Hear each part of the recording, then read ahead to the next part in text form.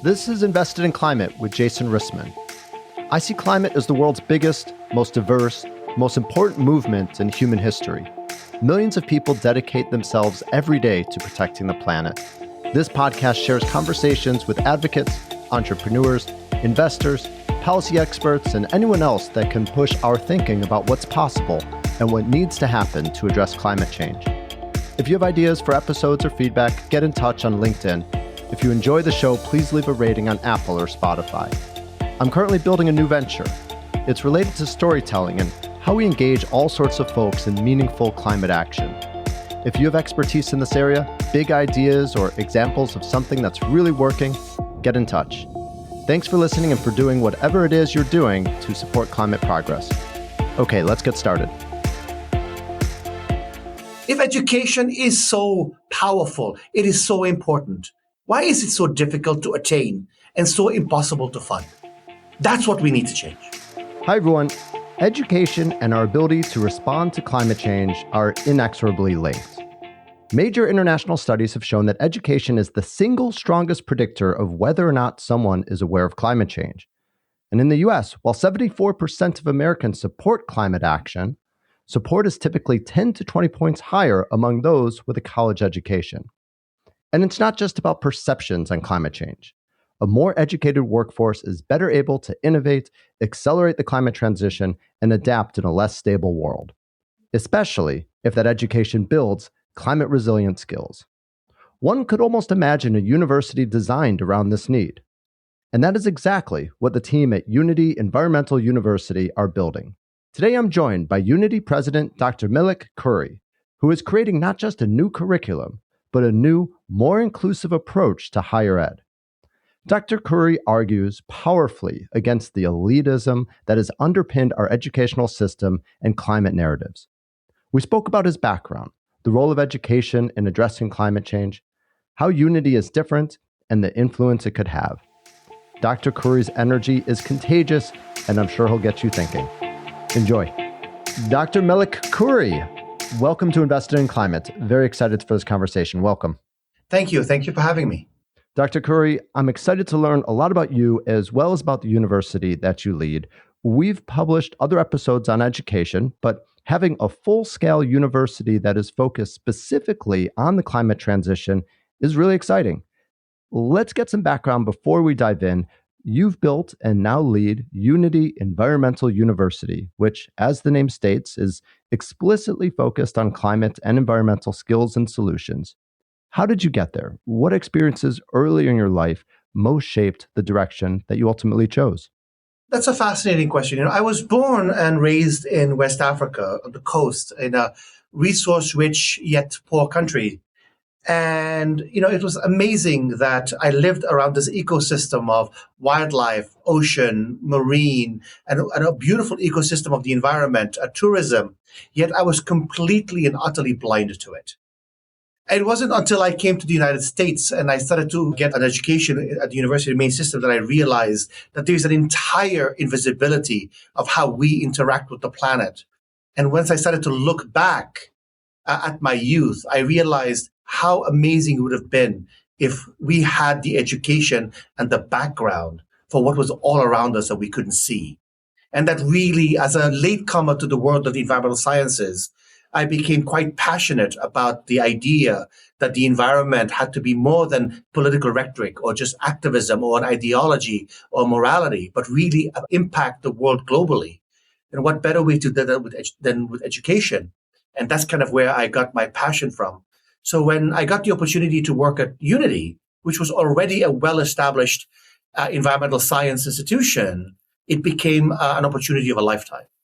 I'd love to actually double click on something that you mentioned, which is that you grew up in such a beautiful place and in some ways didn't notice it or didn't really feel connected to it. And I'm sure that's caused some reflection in terms of what are the preconditions for being able to feel connected to nature and the world around us. Yeah, when you grew up, I took so much for granted. I don't think I ever bought a piece of fruit in my life or that clean water was available. And then as the industrial world started to catch up with us, many of us didn't even understand. Even our local politicians and our local business people did not understand the impact of overfishing, of sand piracy, of this idea that, you can't overcultivate land. So you took something that was natural and all of a sudden became quite industrialized. And without the safeguards, the policies around agriculture and energy and policy and tourism, looking back, I went from living in the West African coast, that is a paradise, to what became a civil war-ridden region. And it took years, until my 40s, before I realized that truly this was about natural resources and our ability to understand it and steward it. And having bad actors who were much better educated than us take advantage of the innocence that was a beautiful paradise. Fascinating. You ended up focusing, as you said, by going to Unity and working in environmental science education. Education is a long game. What convinced you that transforming higher education itself was the lever that you wanted to pull? I was one of those lucky few that got a scholarship and got a first-class education. As I learned about education, I remembered my honors English teacher when I was a freshman say to me, the problem with higher education is that our success or failure is not realized for a generation. And as the world has started to accelerate technology, as the world gets smaller, I realized that there is power in ignorance. And this idea that education has to be such a separate sector than what is happening in the real world, this kind of like ivory tower. This idea that education, while we all preach is critical to the success of society, is treated with such privilege, with such exclusivity. We say the American dream is about access to education, yet we pride ourselves in denial rates. We talk about climate resiliency and education, but yet we act like you have to go to this long isolated model that was created in the 1800s in the monasteries for education, and then be released back into the wild as an adult. And I said, there has got to be a different way. There has got to be a way to accelerate access to education. And when I realized how lucky I was to get that scholarship and access to this nirvana that is education, I started to say, how can we reduce the timeline for upskilling and education? For example, for the third daughter of a bodega owner in southern Texas who might not be able to leave her family business and go get a marine biology or sustainable business degree. So I was driven by knowing how valuable an education was to me, how much the national and international rhetoric was about access to education, and how the practicality did the opposite, became a real driver for me. And when I got to work at an institution that merged access to education and the idea that sustainable principles are within the fabric of every industry, it became, for me, a match made in heaven. What I did not realize is the pushback I was going to get for transforming both higher education and also making climate a less moral and ideological issue and more planetary boundary, evidence-based, and career-driven issue. Fascinating. We will definitely circle back to hear about that pushback. But first, really powerful, compelling explanation for the value of making education more accessible. Let's zoom out for a second and hear your thoughts on really the core problem that you believe we're failing to solve in climate. You talked a bit about education and the educational landscape, but for climate, is it technology, policy, capital, culture, workforce? What is it that you see as the core problem that we need to be addressing more aggressively? Yes. Picking one of those is actually part of the problem. Climate is not a disciplinary specific. It's true interdisciplinary. I would go as far as saying it's transdisciplinary. And I think trying to look at it from a singular lens has been part of the problem. It's a complex issue. And I think we have tried so hard to reduce this into a niche. We have tried so hard to put it into a very simplistic view. And somehow along the way, we have turned climate into a political issue, a partisan political issue, instead of a real complex issue around how the environment, people, and the economy interact in order to live in a planet that has finite resources. And so because the issue is so complex, to everything that you said, whether it's culture or politics, at the end of the day, it's about food, energy, people, and commerce, and the policies that govern that. So to your point about culture, and there's only one way to truly fix this problem generationally, which is through education. Real, bipartisan, science-based education that creates a well-rounded, culturally competent, environmentally aware career professional. It is no longer a niche. It has to be built into the fabric of who we are. We have to understand our relationship with the environment. And it can't be about being outdoors or all the cliches that are used.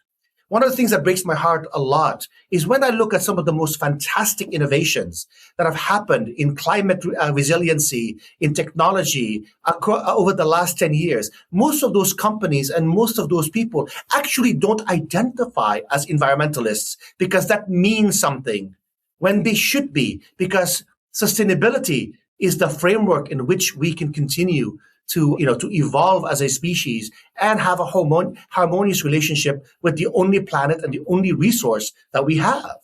Let's talk about Unity. I'd love to hear about the history of the university and really what makes it different.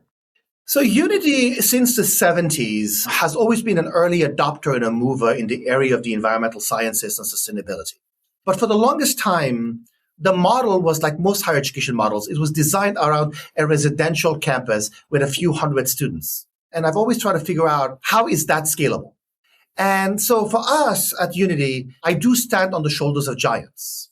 A few presidents ago, they really brought in the construct of the environmental sciences being a profession and not just an ideological conversation around politics and activism. Another predecessor of mine brought in the concept and really cemented the idea of the social sciences as a core concept within climate change. My predecessor was a brilliant R1 scientist who really brought the need for R1 kind of research into the concept that it has to be evidence-based.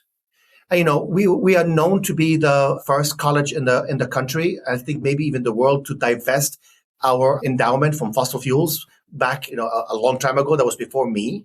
And what I have brought to the table since I've taken over is how do you take this idea that sustainability and the environment is more than a niche and make it scalable for those who can't afford the American Rumspringa? And how do we scale it so that anyone using their local ecosystem, their local flora, their local fauna, their local company can get access to quality environmental science education, while most of the environmental institutions in the country tend to be quite exclusive. So we have had in our DNA transformation, and I am the latest iteration of that, of how to provide access and affordability to a curriculum that historically very, very exclusive and very, very hard to get into. Let's hear more. I'd love to hear some details of how that transformation is going and how it's becoming more accessible. This is where the convergence of educational ethos and climate are separate, but at the same time intertwined. Our board of trustees really believed that our mission needs to transform beyond the 300 students that can afford it. And so we realized that higher education was designed as a sector back in the 1800s where knowledge was scarce and that you had to come to the campus. It was a coming of age experience mixed with a real privileged approach to education that most of the country and the world cannot afford.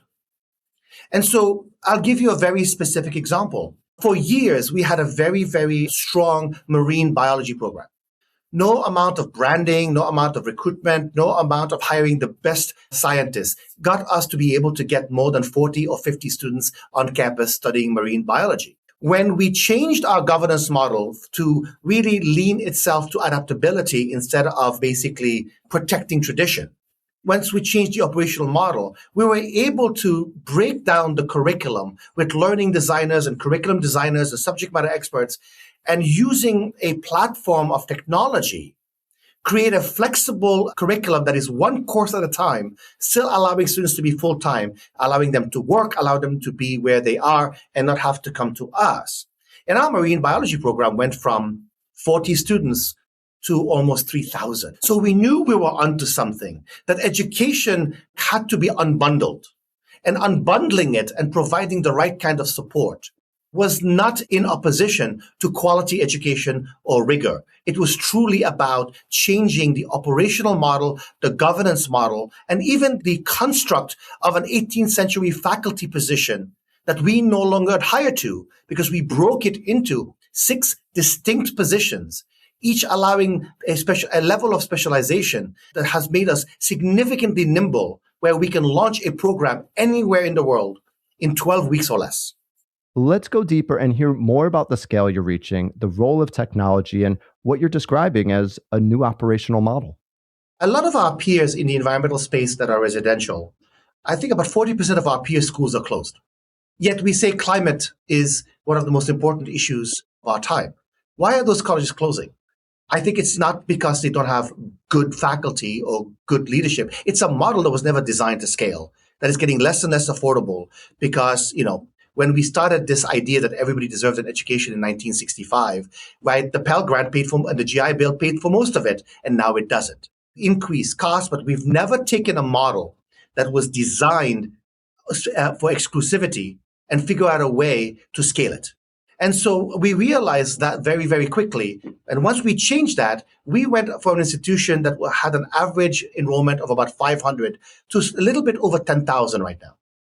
And by taking this amoralistic perspective and really be focused on the big middle, right, about environmental careers, green economy, sustainable business, environmental engineering, sustainable culinary, where we were able to start to show the world that every industry has a sustainability and environmental lens. And you don't need just sustainability coordinators in your company. You need this idea that every employee has to have a basic knowledge. So we've reached about 10,000 and we're hoping to grow. We are looking long term to do partnerships with corporations and governments because unity has to become an idea, not necessarily a campus. So we are not a residential campus. We are not an online campus. We are not a remote campus. We are an environmental science educational entity that has a tech stack and subject matter experts where we can deliver where the market demands. You want a residential experience? Fine. You want an online experience? Fine. But our online experience is very interactive because we're in the business of environmental sciences and the economy. You can't do that without being in the field. You want a remote experience? Fine. And so this idea of being a truly modality agnostic institution that can create bite-sized learning, everything from a 0.25 credit all the way to a master's degree, is something that the industry isn't talking about. And that's kind of what we've done from the operational model. And with regards to tenure and faculty, tenure was designed in order to allow us the ability to think and do and be bold without the fear of the science being shut down. As a tuition-driven institution that is truly designed around access, what we found is that faculty position worked very well at R1 institutions, and it worked very well at very well-resourced institutions, the Harvards, etc. What we needed was to be nimble. And so we took the position and said, instead of a faculty being asked to do everything, which is unsustainable, what if we had 6 distinct jobs and they can be put together depending whether it's residential or it's online or it's workforce development or overseas? So now, instead of having faculty, we've got our faculty comprised of academic administrators, curriculum designers, advisors, subject matter experts, instructional designers, instructors. So the idea here is that when we can modularize the positions that we need to serve the audience that needs it best and not have to have one human being be a one-size-fits-all. And because we are access to education and not very exclusive, having both an instructor and an advisor supporting every learner in a class has allowed us to have open access education, but yet maintain a very respected retention rate and support rate for our students as they need them. So it really is a very, very different model. Some schools say they're online. Some schools say they're in person. Some schools say they're residential. We have modularized all of that with the hope of putting it all back together, depending on where and what the audience or the government or the corporation needs. The ability to custom design a university to be fit for purpose for the climate challenges is really fascinating and an exciting opportunity. You described at the beginning that you see climate as really transdisciplinary by nature. And you described that, you're really building into a system for being nimble and for equipping students with advisors and collaborators and to be able to get hands-on in their experience. How are you preparing students, not just with knowledge, but with the ability to operate in complex, uncertain systems? So I think, if you've seen any of my talks before, I think fundamentally we have an obligation to graduate culturally competent, environmentally aware, but career ready, resilient citizens. That is our job. I think higher education has always seen themselves as the sole owner of that burden.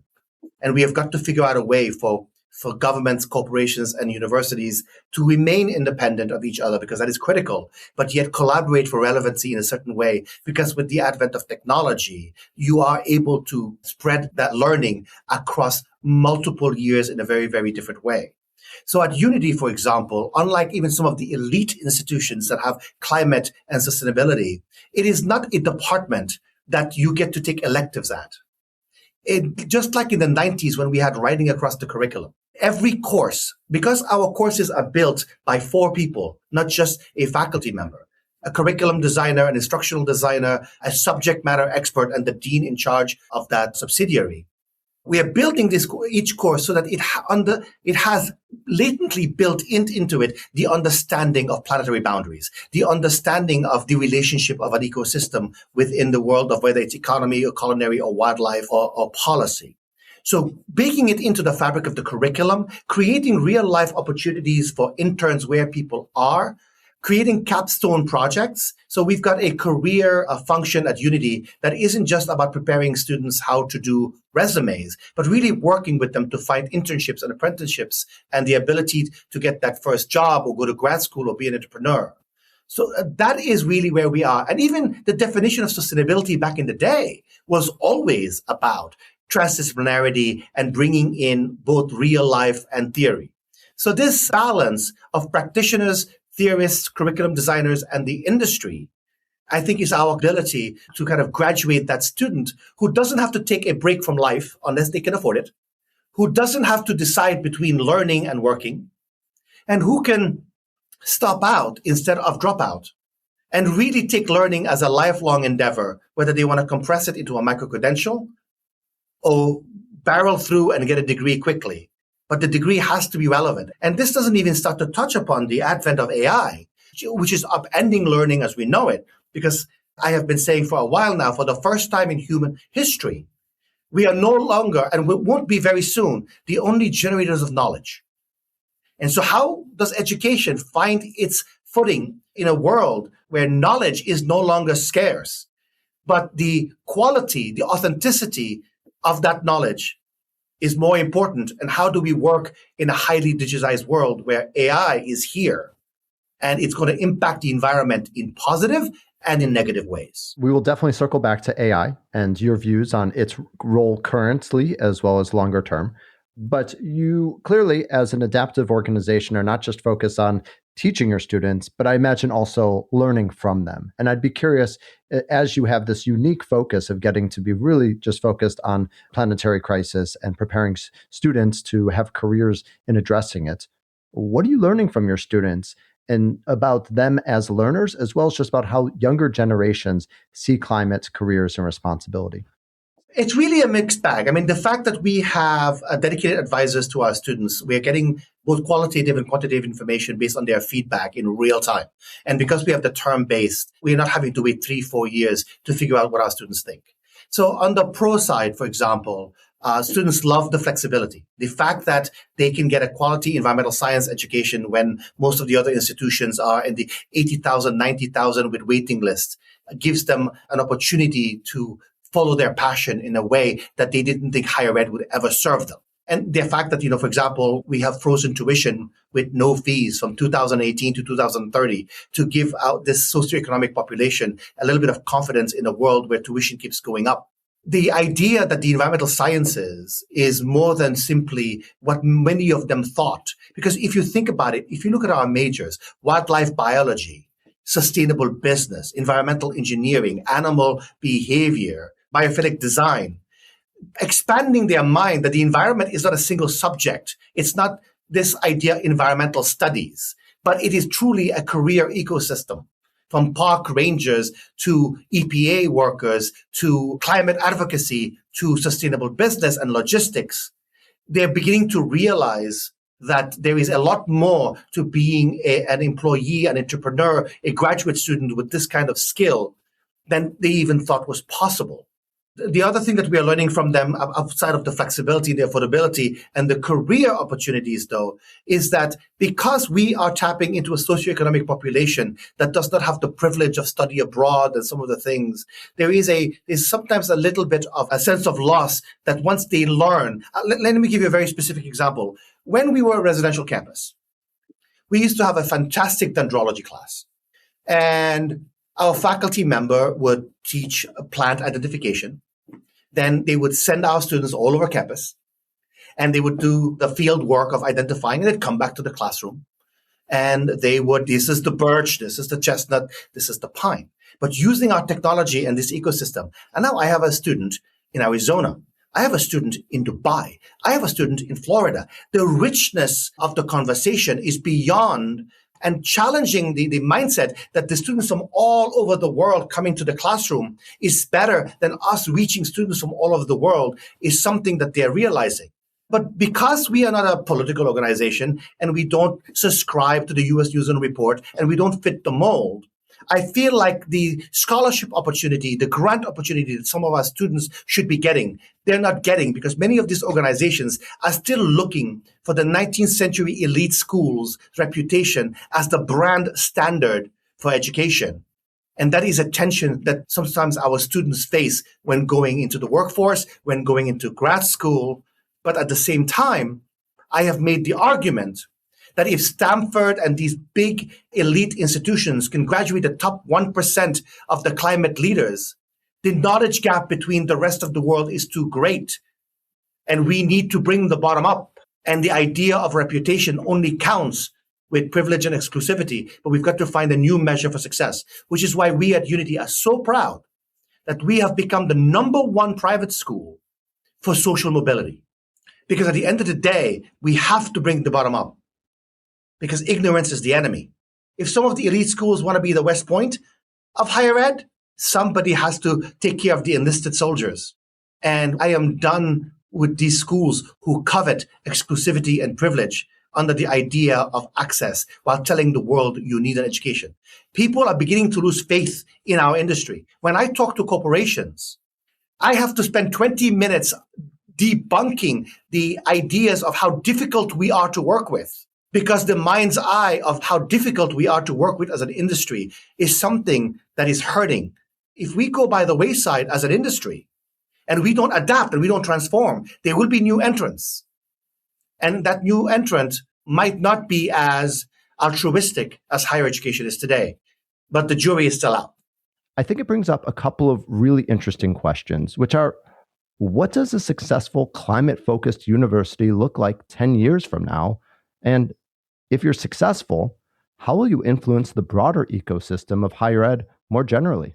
I think a lot of higher education, the UN not too long ago put out a release that they are de-emphasizing higher education as one of the elements to support climate change because they're looking at some of the schools with the denial rates and saying we can't teach enough people fast enough. We need to really stratify the idea that there is a model for higher education for the highly endowed and highly elite and highly subsidized, kind of like the Beverly Hills of higher ed.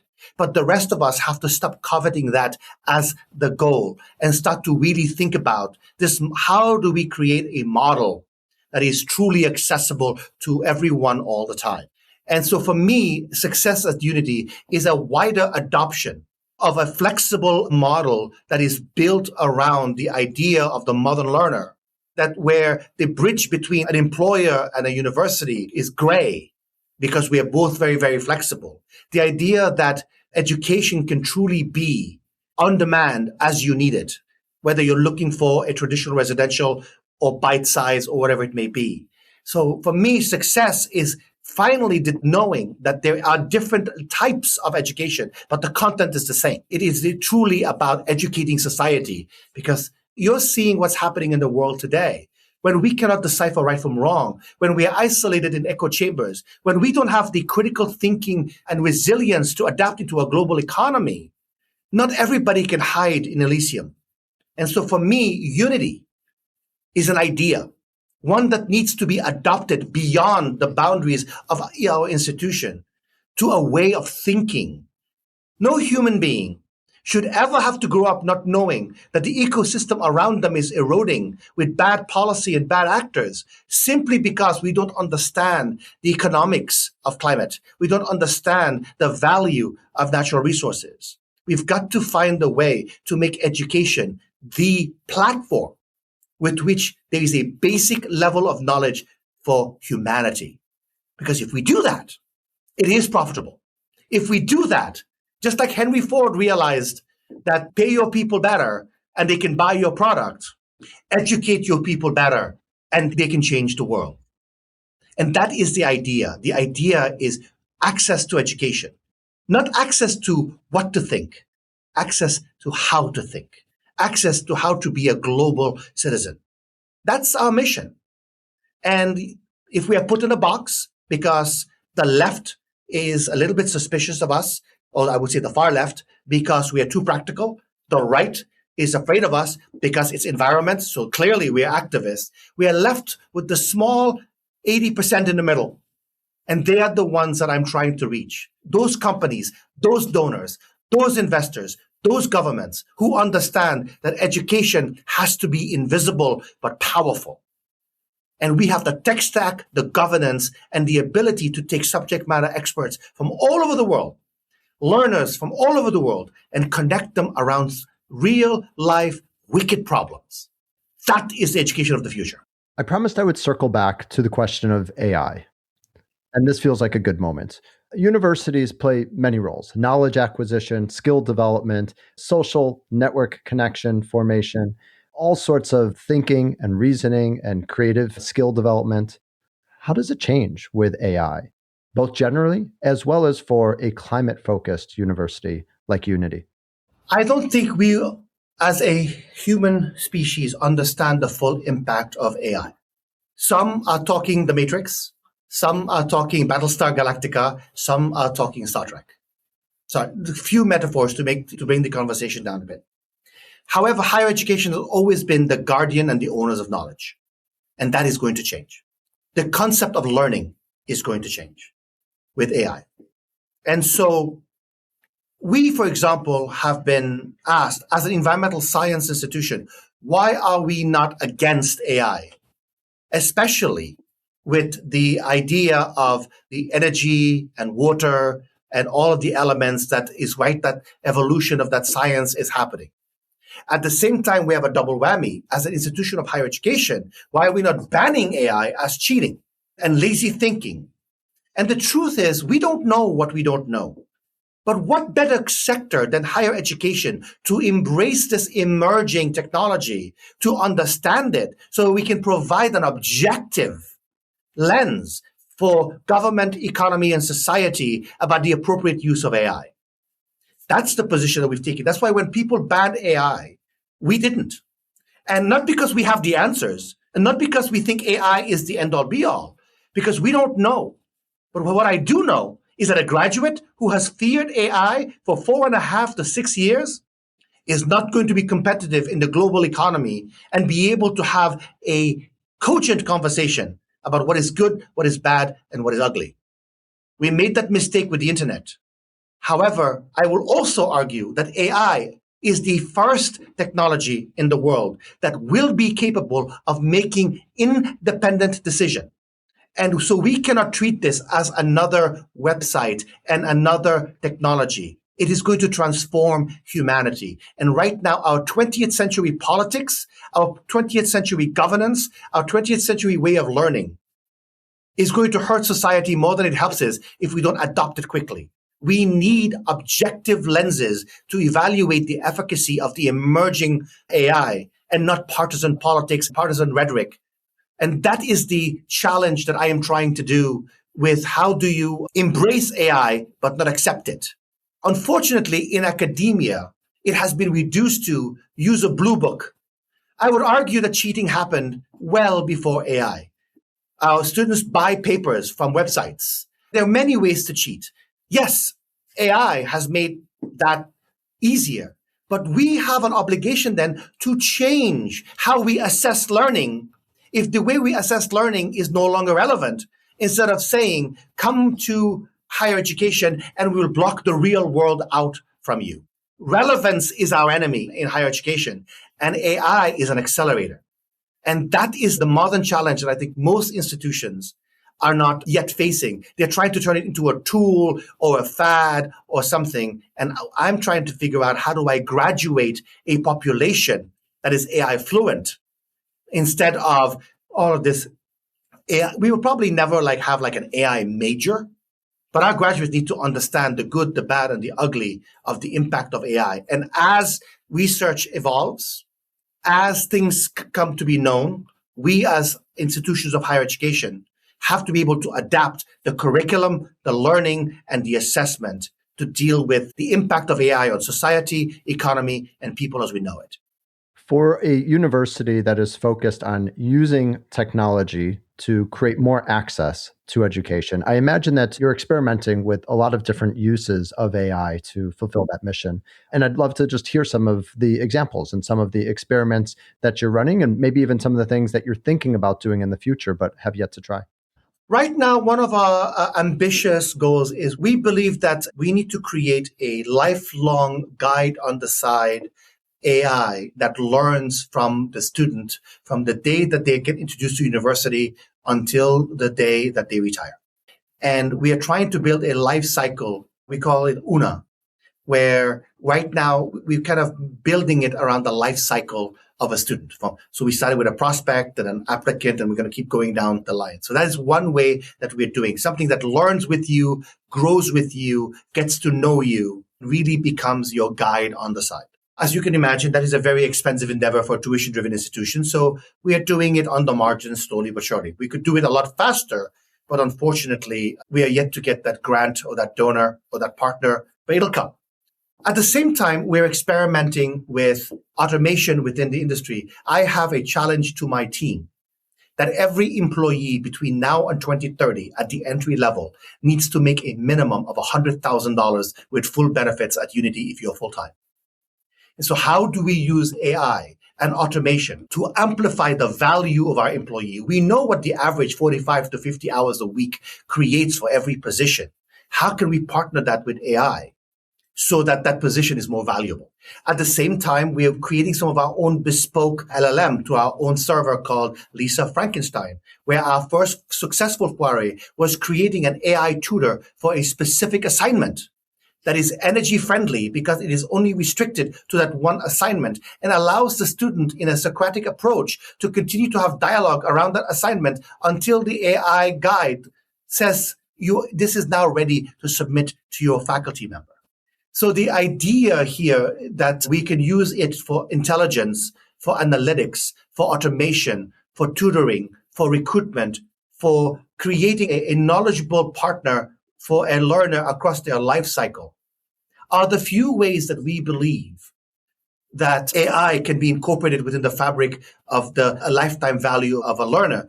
And at the same time, we are beginning to incorporate AI literature into our curriculum so that when our students graduate, they understand the good, the bad, the ugly, and the unknown.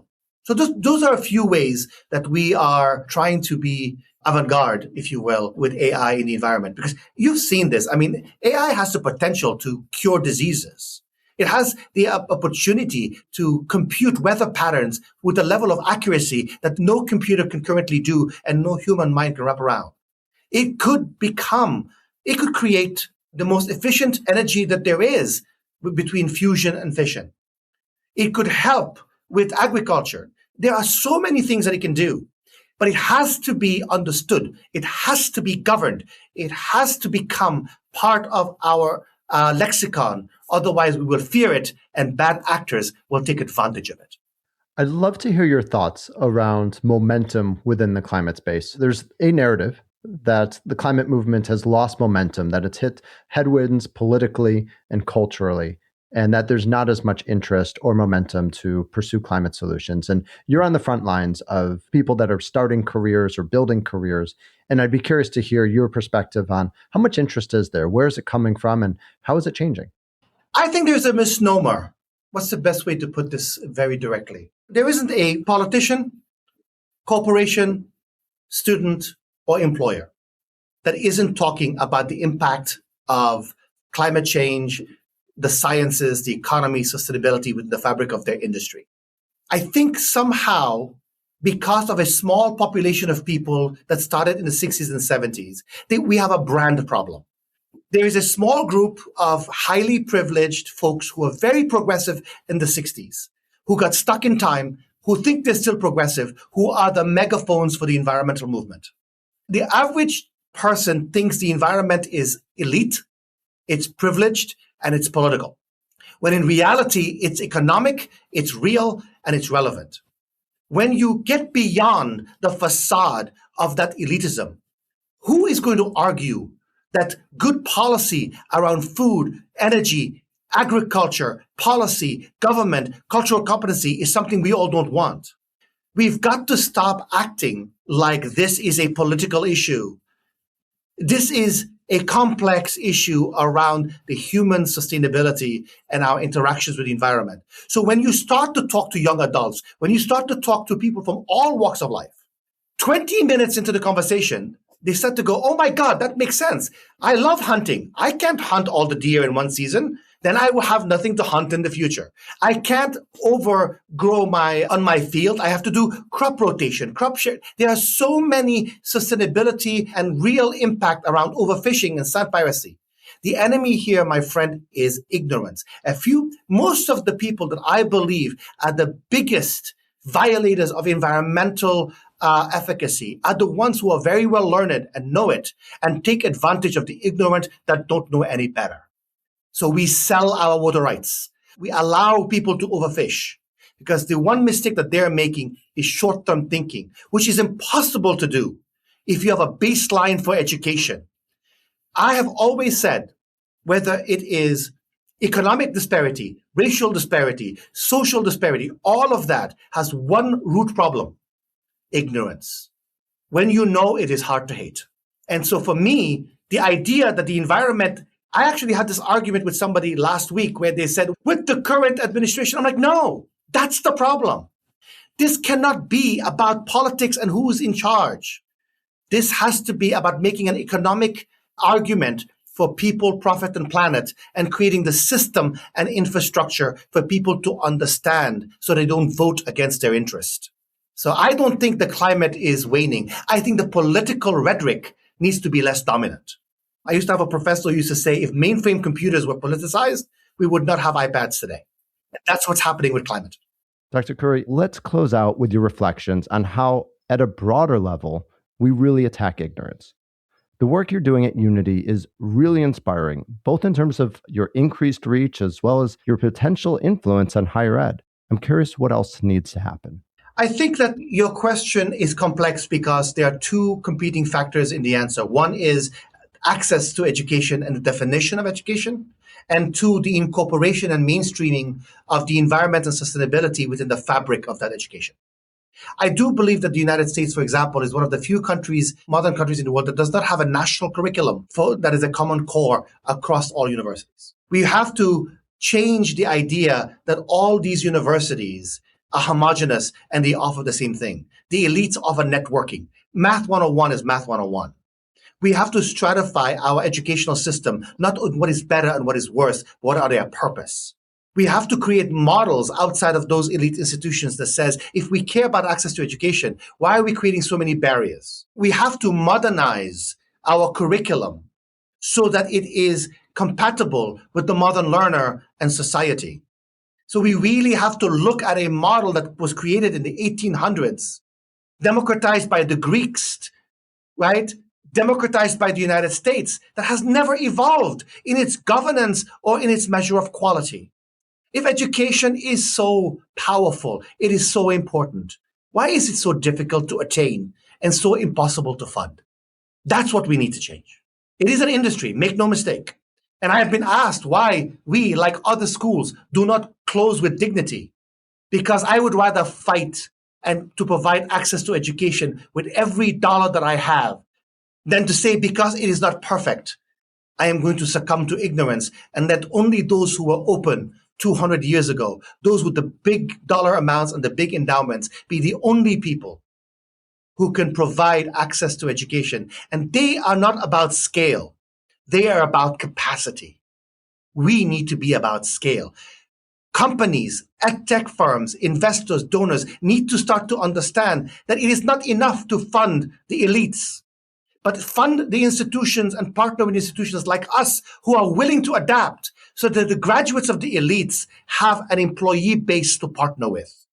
And climate and sustainability has to stop being niche. It has to be integrated within the fabric of learning, whether it's at work, at home, at a campus, or while you're out there exploring the world. Education is power, and there is power in making sure that only a few have it. Melik, thank you very much for this exciting conversation and the work that you're doing. All the best of luck. Thank you, sir. Thanks for joining us for this episode of Invested in Climate. Please remember to rate us on Apple, Spotify, or Google. Find show notes, sign up for updates, get in touch, and visualize your climate action at investedinclimate.com.